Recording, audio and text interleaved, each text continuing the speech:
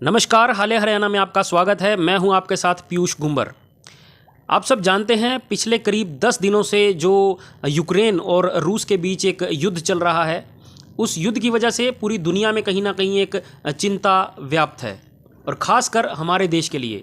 ऐसा इसलिए क्योंकि हमारे देश के बहुत सारे स्टूडेंट्स जो हैं वहाँ पर पढ़ने के लिए गए हुए हैं और जब से ये युद्ध की जो खबरें आनी शुरू हुई, बहुत से स्टूडेंट्स ने पहले ही वहाँ से निकलना शुरू कर भी दिया था। लेकिन क्योंकि युद्ध होता है, कई बार ऐसा होता है कि डिप्लोमेटिक जो है लेवल्स पे कई बार सॉर्ट आउट चीज़ें हो जाती हैं, युद्ध ना भी हो। और बच्चे जो इतना पैसा खर्च करके वहाँ गए थे तो उन्हें भी लग रहा था कि कहीं ना कहीं ऐसी स्थितियाँ ना हों जो उत्पन्न हो गई। तो इस वजह से कई तरह की चिंताएं आई। सरकार भी कटघरे में है और जो प्रो गवर्नमेंट हैं वो सरकार के जो है जो पॉजिटिव चीज़ें हैं वो गिनवाने में लगे हुए हैं। बहरहाल इसके अंदर खुशी की बात एक ये है कि बहुत से स्टूडेंट्स वापस आ रहे हैं। इसी तरह का एक परिवार हमारे भी जो है संज्ञान में था, हमारे नोन में है। स्टूडेंट का नाम है विशाल, घरोंडा के रहने वाले हैं। ये आज ही घरोंडा में पहुंचे हैं। इनसे हम जानना चाहेंगे इनका कैसा तजुर्बा रहा, किस तरह की वहाँ पे चीज़ें थी, फ़िलहाल वहाँ क्या चल रहा है। कई सारे प्रश्न हैं जो आप सब लोगों के हैं, आप सब लोग जानना चाहते हैं। तो हमारे साथ इस समय मिस्टर विशाल हैं जो आज ही यूक्रेन से पहुंचे हैं। सबसे पहले तो आपका स्वागत है। जी नमस्कार, मैं विशाल, मैं दनेप्रोपेट्रोव्स्क यूनिवर्सिटी में पढ़ता हूँ।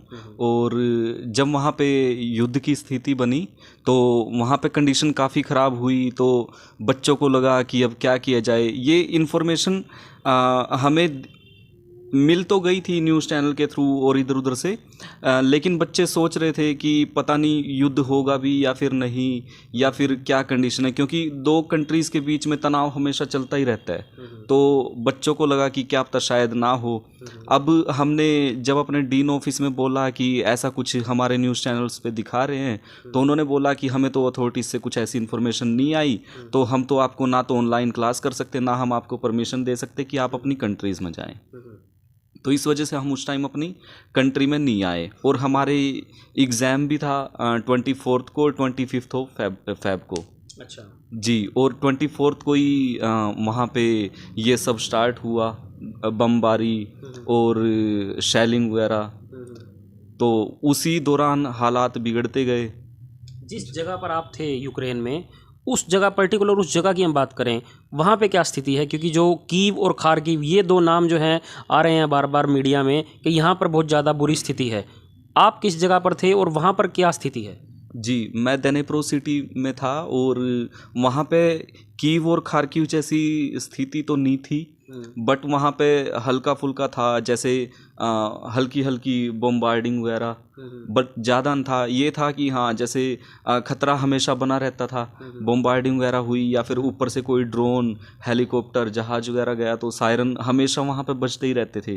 तो बच्चों को भाग भाग के बंकर्स में जाना पड़ता था और बंकर्स में काफ़ी टाइम बीतता था। और वहाँ पे मार्केट में खाने की अवेलेबिलिटी कम होने लग गई, क्योंकि वहाँ से खाना ही ख़त्म होने लग गया। जैसे कि जो भी हम नॉर्मल डेज में खाते हैं वो सब वहाँ पे राइस, ब्रेड वगैरह, ये सब कुछ ख़त्म होने लग गया। तो एक तो फूड क्राइसिस आने लग गया था। तो जैसे, और बात करें कीव और खार्किव की, तो बच्चे वहाँ पे तो बाहर भी नहीं निकल पाते थे खाना खरीदने के लिए। अगर बाहर निकले तो उन्हें पता था कि बम्बार्डिंग हो रही है, फ्लैट से, हॉस्टल से बाहर निकलती, तो वहाँ पे प्रॉब्लम ज़्यादा थी। हमारी सिटी में ठीक था, मतलब हम शुरू के दिनों में हम निकल पाए बाहर। जो आप बंकर्स की बात बता रहे हैं, ये क्या पूरे देश में ही बंकर्स बनाए हुए हैं? जी, वहाँ पे पूरे देश में पहले से ही बंकर्स बने हुए हैं। वहाँ पे हर फ्लैट के नीचे, घरों के नीचे ऑलरेडी बंकर बनाए हुए हैं, हर बिल्डिंग के नीचे। अच्छा, उन्हें युद्ध का अंदेशा पहले से ही है यानी कि? उनका, वो अपनी बिल्डिंग्स के नीचे बनाते ही है युद्ध का। तो अच्छा जी, अच्छा, मतलब वहाँ पे मैंडेटरी है, ये बनता ही है वहाँ पे। जी जी, बंकर्स जो हैं। किसी भी हालात में बंकर्स हेल्प करते हैं। दो देशों के बीच में कुछ भी हो जाए तो कम से कम एक प्लेस तो सुरक्षित हो, बंकर्स। तो आप जिस जगह थे वो कीव और खार्किव से वो कितने किलोमीटर की दूरी पर है? जी, कीव से वो 600 किलोमीटर की दूरी पे है।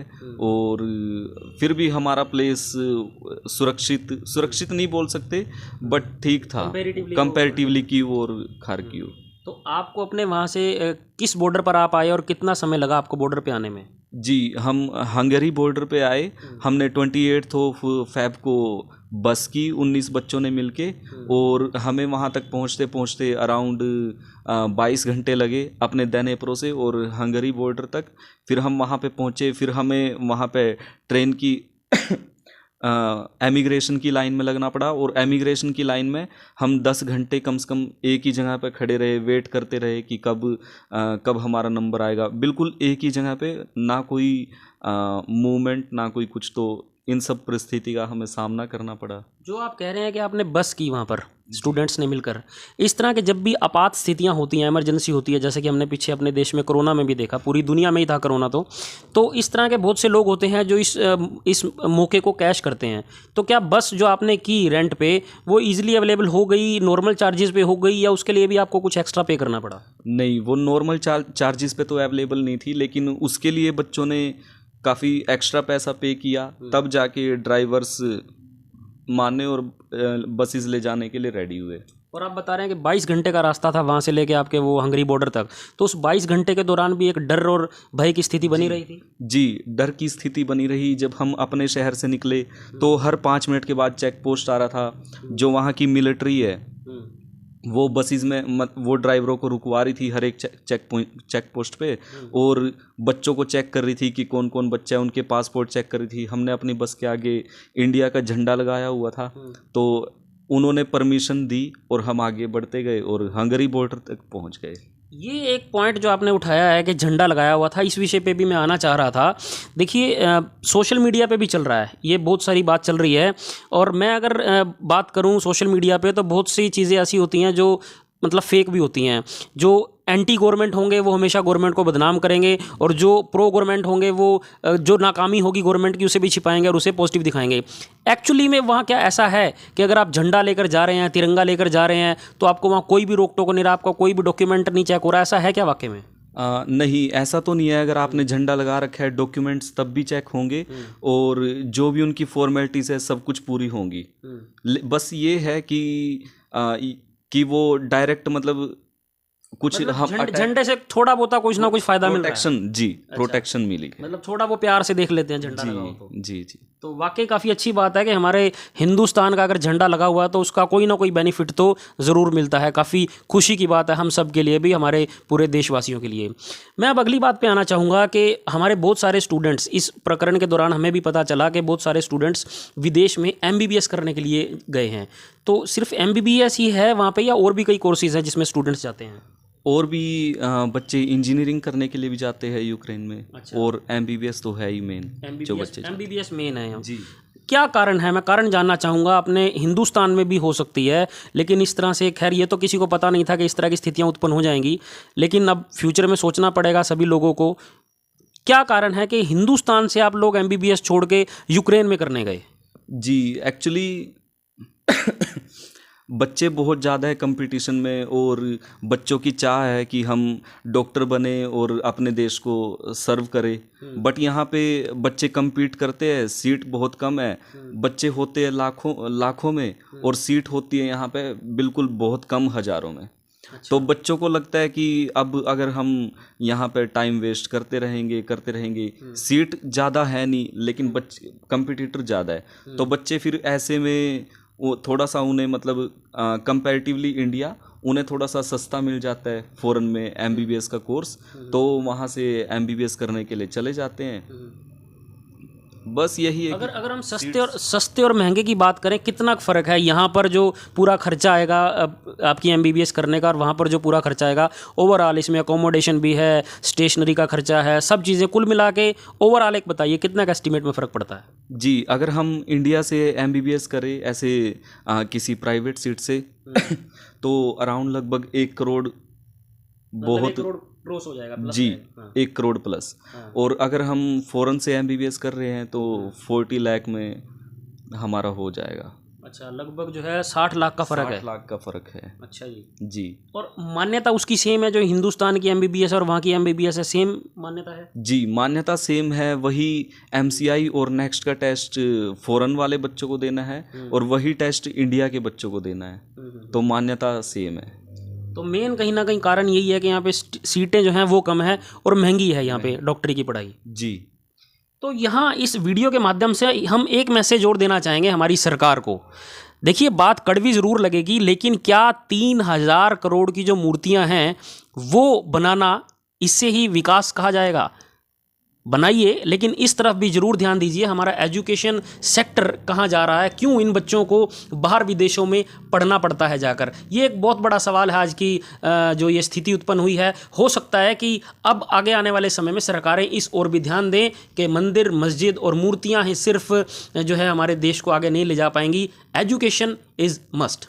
और कुछ कहना चाहेंगे? जो कीव और खार्किव का जो इलाका है वहाँ पे भी आपके कुछ दोस्त होंगे इस समय? जी, मेरे कीव और खार्किव में दोस्त है, तो वहाँ पे कंडीशन काफ़ी ख़राब है। और कंडीशन इसलिए ख़राब है क्योंकि हमारी इंडियन गवर्नमेंट अपने आप में बहुत एफर्ट बहुत लगा रही है, लेकिन यूक्रेनियन गवर्नमेंट के साथ थोड़ा सा कोऑर्डिनेशन नहीं हो पा रहा है। अच्छा जी, इसलिए वहाँ पे बच्चे फंसे हुए हैं और बच्चों का निकलना मुश्किल हो रहा है। क्योंकि अगर बच्चे निकलना भी चाह रहे हैं तो वहाँ की जो यूक्रेनियन मिलिट्री है, पुलिस है, वो इंडियन बच्चों को ट्रेन से खींच के बाहर निकाल रही है और यूक्रेनियंस को ट्रेन में घुसा रही है। अच्छा। तो बच्चे ट्रैवल ही नहीं कर पा रहे हैं।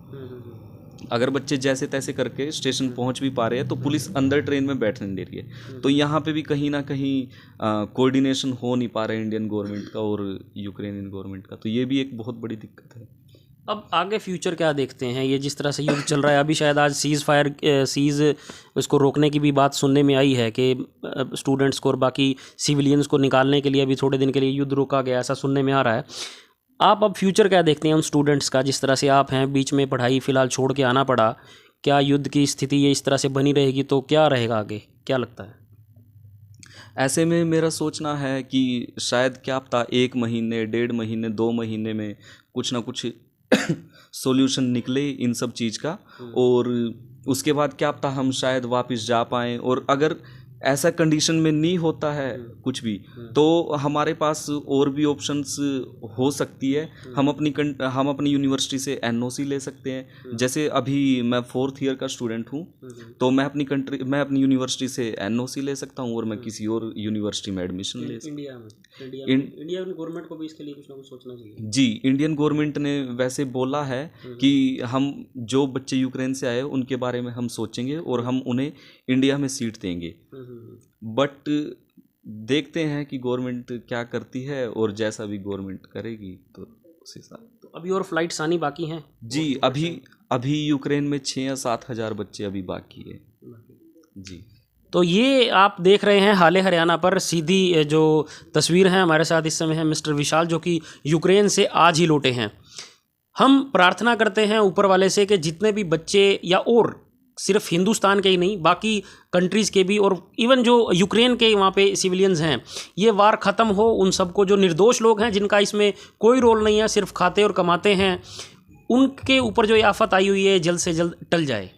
और इस खबर को अधिक से अधिक शेयर जरूर कीजिए, क्योंकि अगर हम अपने हिंदुस्तान की बात करें तो हिंदुस्तान से रिलेटेड ये जो समस्या है, सरकार इसकी तरफ ध्यान दे, ये समस्या सारी टल जाए। इसके बाद स्टूडेंट्स जो हैं इनको अपने इंडिया के अंदर ही कोई ना कोई इस तरह की चीज़ें प्रोवाइड हों, जो ये कोर्स अगर इनकी वहाँ पे जो बीच में रह गया है, जो बाधित हुई है पढ़ाई, वो आगे अपने हिंदुस्तान में ही वो कंटिन्यू कर पाएँ, ताकि वो जो एक सपना है उनका डॉक्टर बनने का, वो पूरा हो सके।